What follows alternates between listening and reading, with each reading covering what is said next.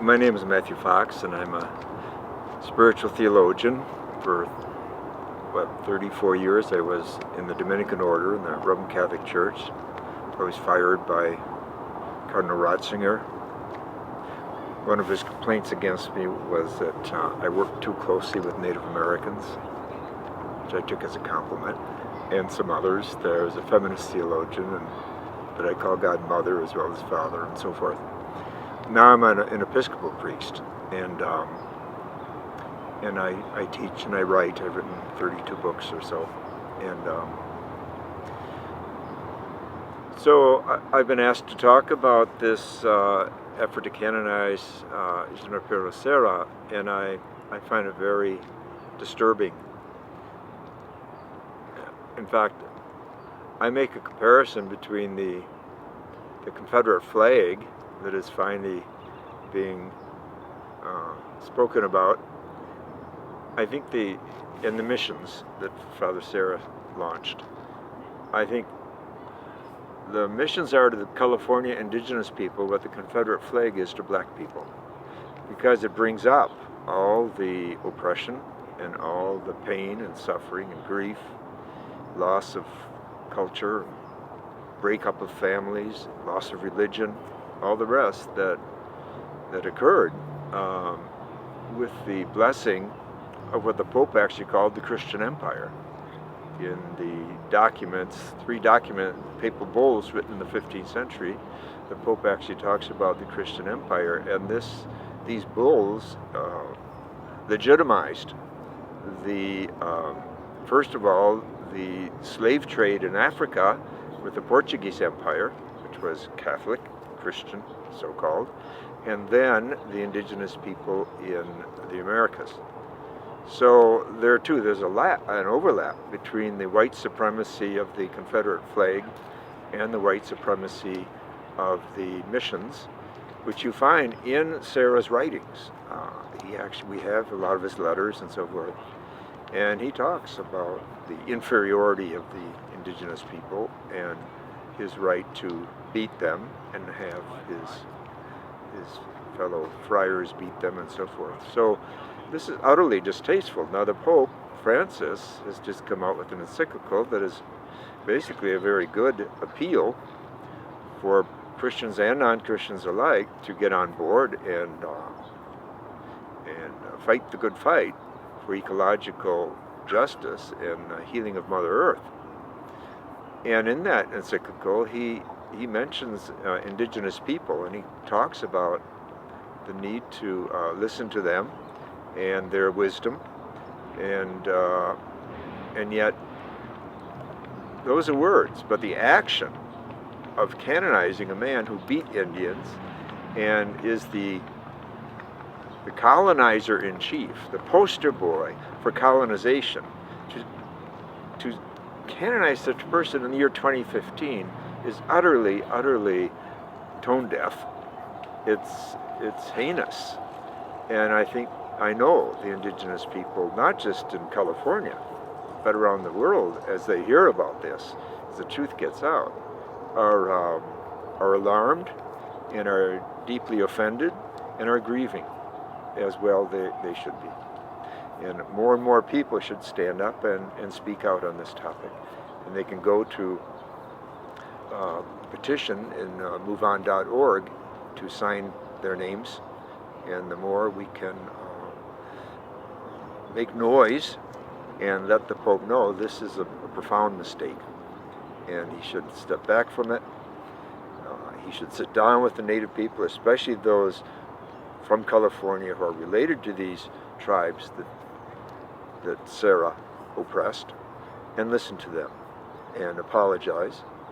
Also, he should move on these papal bulls of the 15th century and disown them.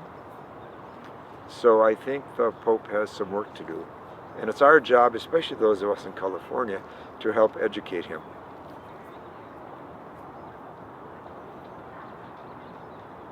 When you look at the reality of these missions, you know, at this time in history, you know, they look like pretty postcards. They're painted white and they're quite idyllic. But the truth is, at one Native American scholar has called them death camps, because so much death uh, was was part of their very existence. And of course, to this day, descendants of the tribes that were rounded up this way are hurting profoundly. There is a soul rupture, there's a soul abuse there that is passed from generation to generation, and it needs healing. And there are people who have dedicated their lives to this kind of healing to assist the descendants of these victims of Father Serra. So just today I was talking with an African American who's from South Carolina, and he was talking about, he's doing a book on the abuse of his family, what his parents, grandparents, great-grandparents went through, especially the great-grandparents as slaves, and how it's been passed down from generation to generation. And obviously European Americans who were not part of this abuse, whether that of slavery or that of the missions, we have to step back and understand the kind of trauma that these people are dealing with from their ancestors. And this is a profound part of the spiritual healing that is taking place and needs to take place. And it is these ancestors who are in fact speaking to a lot of these indigenous Californian people today, telling them to carry on this fight and giving them the courage to do it. So I think that is part of this whole picture, that there's an intergenerational healing that needs to go on and is going on. And I think people of all races should be supporting this effort.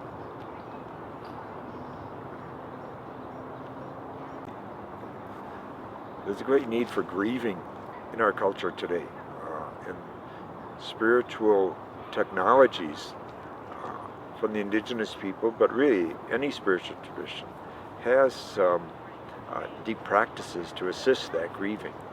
Psychology too offers some support, obviously, in terms of the grieving process as well, and dealing with the shadow and the shadows we've inherited. So the return of the living spiritual traditions of indigenous people is a big part of the healing that needs to take place. And as we know, our government forbade many Native American rituals for over 100 years. Now, not so much. So again, just in terms of ecumenism and interfaith, there should be this support for the indigenous people finding their ancient tools of healing and grieving. And of course, many Native people today are Christian or of some other tradition as well. And so there's that melding also of practices that can assist the healing process. But just the capacity to be in nature, which was so deep a part of the spiritual experience of the indigenous people, that too is part of the healing. And it's hard when, for example, Native people live in cities, and often in the poorer part of cities, and it's hard to get your soul healed that way. And of course there are movements like AA and so forth that deal with some of the or try to deal with some of the grief as well. But again, we have to gather forces, I think, and bring our spiritual traditions alive and working together to do the healing, and to and part of this is the forgiveness and the apology that the Pope should make for his his army of people like Friar Serra. The Franciscans should make, because Friar Serra was a Franciscan. Um, this is part of healing too. It's asking for forgiveness, and so there's a whole process here that involves all of us, and whatever spiritual traditions we can bring to the table, whatever our practices are. Well, my hope would be that the Pope apologize, that his hierarchy, bishops, especially of California, that they apologize, that they sit down with and have meetings in a circle and listen to the stories of the descendants of the victims of the mission era. And I think that is a deep part of healing, is open-hearted listening and learning. I myself have been learning. I did not know about this doctrine of discovery, these papal bulls. I did not know that until a week or so ago, and I learned it from some Native American scholars. So there's a lot for all of us to learn about the pain and suffering that's gone with the mission system. And we can ask how we can assist the Native people to find their deepest roots and to celebrate. Now, my life's work has been around the recovery of the creation spiritual tradition in the West, and this, frankly, is the tradition of indigenous peoples. I've had a lot of Native American teachers working with me and on my faculty for years, and I've been very blessed to be invited to be part of their ceremonies, whether sweat lodges or vision quests or sun dances, powwows. It's a powerful way to pray, and I'm deeply grateful for it on a personal level. But I think that the other religions have a lot to learn from the indigenous view of the sacredness of Mother Earth and of our bodies, and of practices that take us to the edge, that challenge us. And I think if more men were introduced to the rites of passage and to sweat lodges and vision quests as young men, there would be a lot fewer recruits for ISIS, for example, or a lot fewer 21-year-olds walking into black churches with a gun and shooting people out of their hatred and their ideology of white supremacy. So men are behaving pretty badly on this planet, and one reason is that they lack rites of passage, and indigenous traditions know something about the importance of rites of passage, and we should be asking them for their wisdom and not pretending that somehow we've got all the answers locked up in our empty churches.